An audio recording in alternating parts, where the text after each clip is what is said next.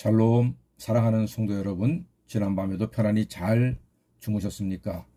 2022년 8월 11일 목요일 새 아침을 주신 하나님께 감사드립니다.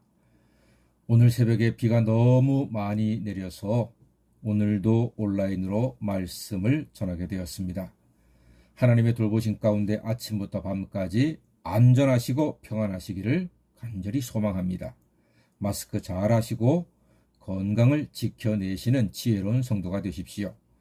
오늘 아침은 창세기 6장 1절로부터 10절까지 말씀을 본문으로 어두운 세상에도 은혜의 빛은 있다는 제목의 말씀을 나누겠습니다. 하나님은 세상을 창조하시고 보시기에 좋다고 하셨습니다. 그리고 사람을 만드시고는 심히 좋다고 하셨죠. 그러나 죄가 세상에 들어온 후로는 모든 사정이 달라졌습니다. 아담과 하와가 범죄함으로써 에덴 동산이 폐쇄가 되었습니다. 그리고 가인이 동생 아벨을 살해함으로써 가족이 해체되는 비극도 맞았습니다. 그리고 가인의 가문은 하나님 없는 번성과 많은 피 흘림의 비극을 만들어내기도 했습니다. 그리고 세상 전체가 타락을 했습니다. 오늘 2절 말씀에도 보니까 하나님의 아들들이 사람의 딸들의 아름다움을 보고 자기들이 좋아하는 모든 여자를 아내로 삼는지라 했습니다.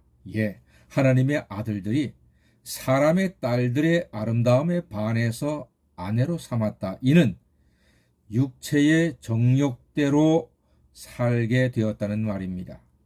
그렇습니다. 이게 참 안타까운 일입니다. 요즘도 마찬가지입니다. 우리들의 기도 제목은 우리의 아들, 딸들이 믿음의 배우자를 만나는 것입니다. 하나님의 아들들이 사람의 딸들의 아름다움에 취하는 것은 본래 하나님께서 기뻐하실 일이 아니죠. 그래서 우리 자녀들이 불신자와 결혼을 해서 전도한다. 참 좋지요. 또 가능해 보입니다. 하지만 이것은 하늘의 별 따기입니다. 하지만 자기들이 좋아서 결혼하겠다고 하면 그거 말릴 방법은 없습니다. 허락하더라도 불신자를 데리고 와서 결혼하겠다고 이야기하면 그것이 피할 수 없다면 허락을 하되 딱 한 가지 다짐만은 받으십시오. 한 가지를 양보하시면 안 됩니다. 무엇인고 하니 반드시 먼저 결혼 전에 세례를 받아라. 그리고 주일날 성수해라. 이 두 가지를 약속받고 시작을 한 다음에 결혼을 허락하십시오. 이것만큼은 양보하지 마십시오. 세상에서 믿음 지키기도 힘들고 믿는 사람과 결혼하는 것도 힘이 듭니다.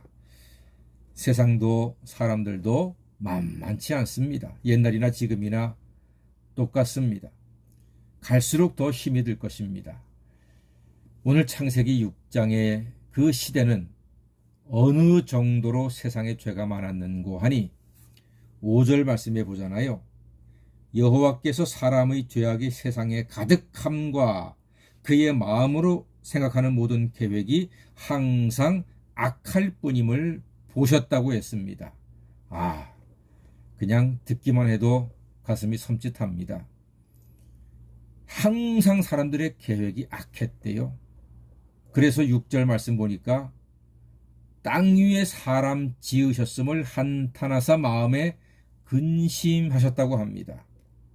오죽하면 하나님께서 사람 만드신 것을 한탄하고 마음에 근심하셨겠습니까? 그만큼 죄가 많았다는 말입니다. 그래서 하나님이 결심하시죠. 7절에 놀라운 결심, 충격적인 결심을 하십니다. 이르시되 내가 창조한 사람을 내가 지면에서 쓸어버리되 사람으로부터 가축과 기는 것과 공중의 새까지 그리하리니 이는 내가 그것들을 지었음을 한탄함이니라. 이렇게 말씀하셨습니다. 하나님이 지면에서 모든 사람들과 생물들을 쓸어버리기로 작정을 하셨습니다. 이게 그냥 단순한 작정이시겠습니까? 하나님의 아픔이 얼마나 클지, 하나님의 마음이 얼마나 괴로울지 상상을 초월하는 이야기입니다. 하나님은 나중에 홍수로 세상을 심판하시죠. 어쩌면 그 비는 하나님 아픈 가슴에 흘러내리는 하나님의 눈물일지도 모르겠습니다. 요즘 큰 비가 연일 계속되고 있습니다. 어쩌면 죄악된 세상에 대한 하나님의 슬픈 눈물일지도 모르겠습니다. 그러나 여러분, 하나님께서 만드신 세상을 스스로 폐하고 멸망시키겠다고 하시는 그 아픈 하나님의 결심의 이면에 놀라운 일이 있습니다. 그 죄악의 어두운 때에도 한 줄기 빛이 있습니다. 여러분, 어두운 세상에도요, 은혜의 빛은 있습니다. 그 빛은 바로 8절에 있습니다. 그러나 노아는 여호와께 은혜를 입었더라 했습니다. 그러나, 왜 그러나가 들어가는고 하니, 하나님께서 모든 사람을 지면에서 쓸어버리고 가축과 기는 것과 공중의 새까지도 다 멸망시키겠다고 한탄하셨습니다. 그러나 그런 세상 속에서도 노아는 하나님께 은혜를 입었다 하는 것입니다. 여러분, 어두운 세상에도 은혜의 빛은 있습니다. 죄악으로 어두운 시절에도 하나님의 은혜는 여전히 존재한다는 놀라운 사실입니다. 과연 노아는 어떤 사람이기에 하나님의 눈에 들었는가, 하나님의 은혜를 입었는가? 9절 말씀 보니까요, 노아는 의인이요 당대의 완전한 자라, 그는 하나님과 동행했다고 기록하고 있습니다. 먼저 의인이었다. 이는 오직 피로 죄 씻음을 받은 참된 예배자임을 뜻합니다. 완전했다 하는 것은 흠잡힐 일을 하지 않았다. 즉 말과 행동에 아주 절제가 있고 지혜로운 사람이었다는 뜻입니다.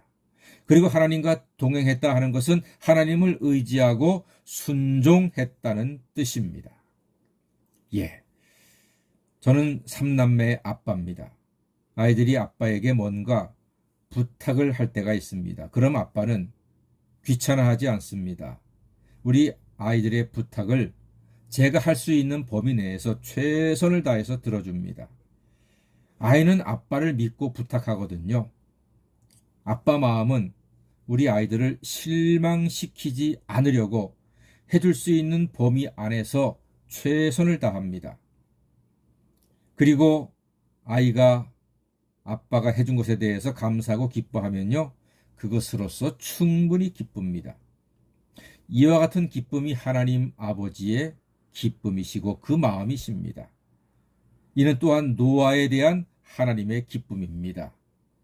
모두 다 죄악으로 멸망받을 만큼 흉악한 시대였는데 하나님의 은혜를 입은 노아가 있었다. 그런데 그는 의인이고 완전한 자며 하나님과 동행했다는 것입니다. 힘든 시대에 하나님을 의지하고 하나님께 순종하고 하나님을 참된 마음으로 믿었다. 그래서 하나님께서는 노아로 말미암아 기뻐하셨다는 말입니다. 이 힘든 시대에 예수님의 보혈로 의롭게 되고 늘 주님 닮는 사람이 되고 하나님께 순종함으로 하나님과 동행하여 하나님을 기쁘게 해드리고 노아처럼 사랑받는 은혜 가운데 살아가시는 하나님의 자녀가 다 되시기를 주의 이름으로 간절히 축원합니다. 아멘.